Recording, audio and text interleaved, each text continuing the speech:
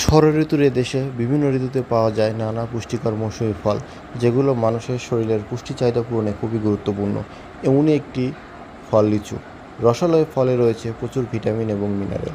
এর বাইরে এতে প্রোটিন ও কার্বোহাইড্রেট থাকে খুব অল্প পরিমাণে, ফ্যাট থাকে না এবং এতে ক্যালোরিও কম, তাই সবার জন্য উপযোগী।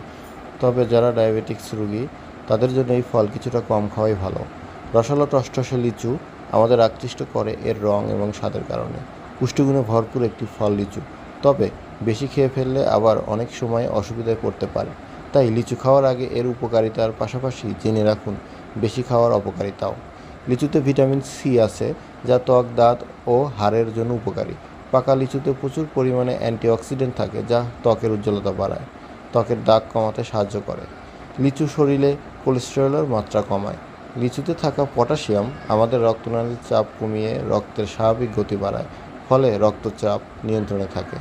লিচুতে ফ্ল্যাভোনয়েডস নামের উপাদান থাকে, যা স্তন ক্যান্সার প্রতিরোধ করে। লিচুতে হাইপোগ্লাইসিন নামের এক ধরনের রাসায়নিক পদার্থ থাকে, যা শরীরের গ্লুকোজ তৈরি হতে বাধা দেয়, যে কারণে শিশুরা খালি পেটে অনেকগুলো লিচু খেয়ে ফেললে শরীরের গ্লুকোজ কমে শিশুর বমি ও খিঁচুনি হয়। অনেক সময় তা মৃত্যুর কারণ হয়ে দাঁড়ায়। তাছাড়া যারা ডায়াবেটিসের রোগী ওষুধের মাধ্যমে শরীরের গ্লুকোজ নিয়ন্ত্রণে রাখেন, তারা যদি মাত্রাতিরিক্ত লিচু খেয়ে ফেলেন, তাহলে তাদের শরীরের গ্লুকোজ কমে গিয়ে হাইপোগ্লাইসেমিয়া হওয়ার আশঙ্কা থাকে।